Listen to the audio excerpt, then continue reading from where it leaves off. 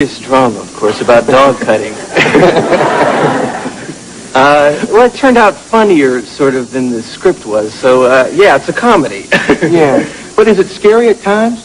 Not really. It's a fairy tale, so it's got a bit of everything in it. And where did you get the project? It started, it's just an idea I had a long time ago, and it's just been floating around for a long time. So just started working on it about a couple of years ago. You co-wrote this? I worked on the story, and writer Caroline Thompson wrote it, and we just wanted to make like a real fairy tale, and that's what we tried to do. You also directed it and produced it? Yeah. As an actor, doing this role, how did you see Edward? Who is Edward? Edward was, to me, when I first read the script, I kept getting flashes of like a dog, you know, just like a chihuahua. Like a chihuahua. Very special little chihuahua with a very short tail. No, I got flashes of a dog, like the unconditional love of a dog, kind of thing, or like a newborn. Yeah. Sort of very blank character that just sort of responds to things as situations come to him. It's just sort of an open book. A feeling. I would assume Edward doesn't fit in very well. It's difficult. Yeah.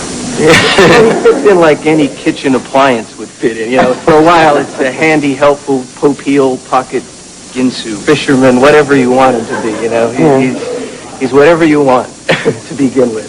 Yeah, congratulations, by the way. I read something in the Daily News today. This thing isn't even out, but you've shown it in a few places, and it's done real well.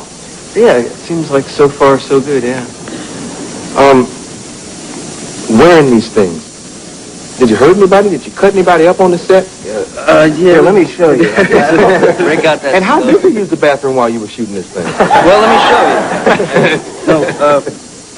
No. Yeah, there was a couple of incidents where I lanced a few people. Oh, really? Yeah, I sort of stuck my pinky into Anthony Michael Hall's arm once, which was... He's in this? Yeah. What does he play? Jim. Oh, Jim, of course. That answers that. Just Jim. Yeah.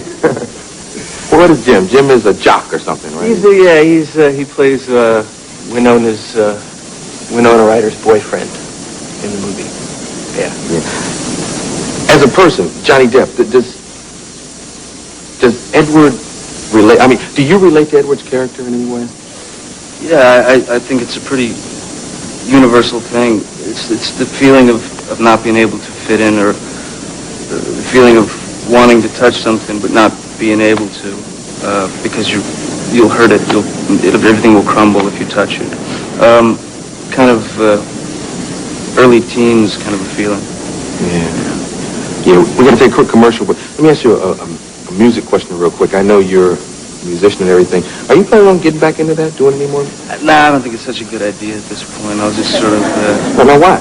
Well, because then at that point it becomes ridiculous. I'd become like it's like merchandising ice cream pops at that point, so I don't... But do you love music? Yeah, very much, yeah. How can you get away from it then? Well, I just do it at home. Oh, okay, so you can still just do concerts in your basement and everything. Exactly, my bathroom. Yeah. My bathroom. That's cool. We'll be right back and talk more with Tim Burton and Johnny Depp.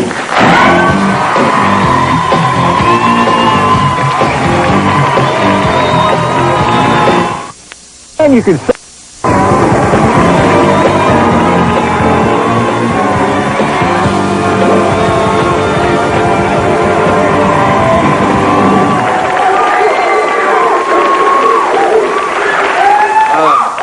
You all did this, or at least some of it, down in Florida? Yes. What was that like, directing down there? Lots of bugs, lots of heat. I don't know, have you ever been there? No, never visited Florida. We were there during love bug season, where these little bugs are having sex in the middle of the air. It's very, and it's just all you can do to clear it away from the lens. It was a little behind the scenes. Yeah, it's a lot of bugs there. Was that your first time down there? Yeah. Because you're from Burbank, right? Yeah. You're the first person I ever met who's from Burbank. What is that? What's that upbringing like? Well, we all have tails. It's funny because Burbank is sort of known as the movie. There's lots of movie studios there, but it's very far removed from that. It felt like being from the Midwest in a lot of ways. It's just very much separate from the movie industry, which was good. Yeah. Johnny, I don't know a lot about you. Your mom and dad, what did they do? My mom was a waitress. My father worked for various cities in Florida and stuff. So he was like a city guy. Yeah, and you were born? In Kentucky. In Kentucky. Yes. I think they would scream if you said Guam.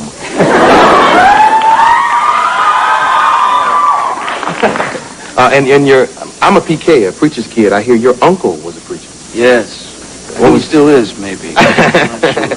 I have a bad habit of saying that because my father's deceased, but he was, and your uncle still is. What was he like? Very, very nice guy, very funny guy. It was just some of my earliest memories are seeing him up at the podium and screaming for people to come up and be saved, and then this little kid seeing adults run up and drop to their knees was very sort of a strange image. Oh, yeah, so he was one of those show business preachers, one of those. He was pretty into it, yeah. Do you think that's where you got your first taste of theatrics and show business? No. When did you decide this is what you wanted to do?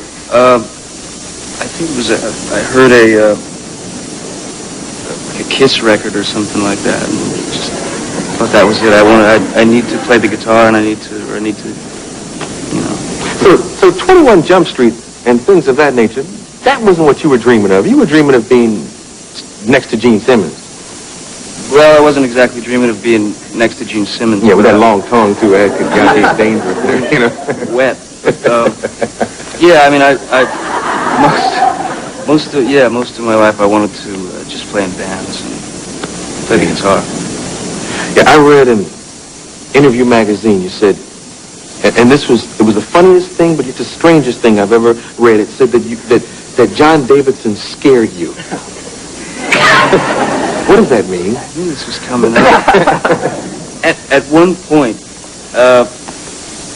John Davidson scared me, but thanks to Tim, I've come to terms with it. He's freed me. Something good happened from Edward Scissorhands. He recovered from that fear. Yeah, I met him and worked with him, and he was a really nice guy. He was a nice man, and so I'm over my fear of John Davidson. Is he in the movie? Mm-hmm.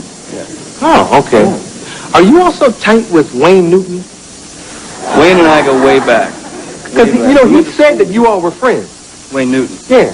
On in the Vegas thing. Oh yeah. Well, I've talked to Wayne a couple of times on the phone. I get a Christmas card every year from Robert Goulet. Bob Goulet. Oh, too, from Robert and Vera. Yes. And it has that picture on it. Nice design card. It's about this big. Yeah, it's huge. I used to have people bring it this way. Come on, bring it into the house. There's a huge Robert and Vera Goulet card. Yeah. Yes. but we don't know Wayne Newton. No, we don't. We don't. It's Wayne true. Newton. Not up to that. What's next for you, Tim? Tim, you've directed Batman and Beetlejuice and on all these wonderful, interesting movies. I'm just gonna see what comes up next. I don't know.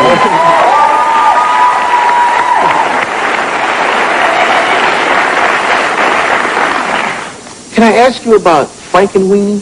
Oh, right, yeah. You all know about Frankenweenie, or is it just a funny word? It's a funny word? You can ask me, but I'm not going to show you. No, actually, I've secured footage from your people.